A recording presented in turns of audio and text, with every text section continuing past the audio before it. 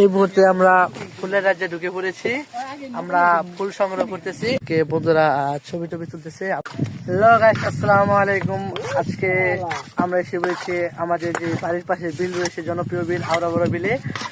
শুনেছি নাকি পদ্ম ফুল ফুটেছে, তাই আমরা কয়েকজন বন্ধুরা মিলে একটা নৌকা নিয়ে চলে আসলাম সেই পদ্ম বিলের সৌন্দর্য উপভোগ করতে। আমাদের সাথে সেদিকে রনি আর আমাদের নৌকা চালাচ্ছে আসিফ। আপনাদের আজকে পদ্ম ফুলের ভিউ কেমন সেটাই তুলে ধরার চেষ্টা করব। এই মুহূর্তে আমরা ফুলের রাজ্যে ঢুকে পড়েছি। আমরা ফুল সংগ্রহ করতেছি। চারদিকে যে অনেক ফুলে, যে আমার সামনে কত ফুল, এই যে অনেক সুন্দর সুন্দর ফুল ফুটে আছে। আপনারা যারা দর্শনার্থীরা এখানে আসতে চান তারা কিছুদিন পরে আসেন। বর্তমানে ফুলগুলো ভালো মতো ফুটে নাই, আরো ভালোভাবে ফুটবে। আমরা আমাদের এলাকায় সাথে, তাই আমরা আজকে এসেছি বন্ধুরা মিলে একটু মজা করতে। আমরা এখন আছি একটু ভিতরে, এখানে পদ্ম ফুল কিছু ফুটেছে এবং বাকি রয়েছে। আমরা এই যে কিছু পদ্ম ফুল সংগ্রহ করেছি। তো আরেকটা অংশ বাকি আছে, যাকে একটু সৌন্দর্যপূর্ণ বলা হয়।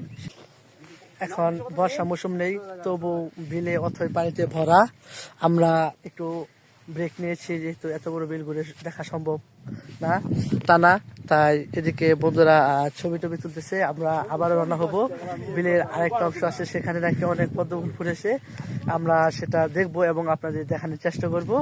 এবারও আশা করা যায় অনেক পর্যটনের আগমন ঘটবে আমাদের এই এলাকার আওড়া বড় বিলে। প্রতি বছর এখানে হাজারো পর্যটকরা আসলেও তারা বিভিন্ন ভাবে অতিরিক্ত ফুল ছিঁড়ে যে বিলের যে সৌন্দর্য আছে তারা নষ্ট করে।